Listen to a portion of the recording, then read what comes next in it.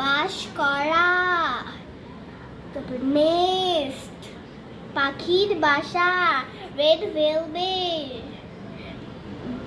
কি? না না সরি সরি দেখি তো, রেড ভেলভেট না তো, ফরেস্ট ফরেস্ট না সরি সরি সরি। তা তুই ফরেস্টটাকে কয়েকবার শুনলাম এই রেড ভেলভেট এইটা বলছো কেন? আমার 2 দিন ধরে এই ভাইরাল কেক টেক দেখতে দেখতে এখন না আমার রেড ভেলভেট এগুলো বেরিয়ে হয়ে যাচ্ছে। আমি এখন কি করবো? Sorry sorry. সরি মানে আমি এখানে তোর ভিডিও করছি জানো? কেন মা?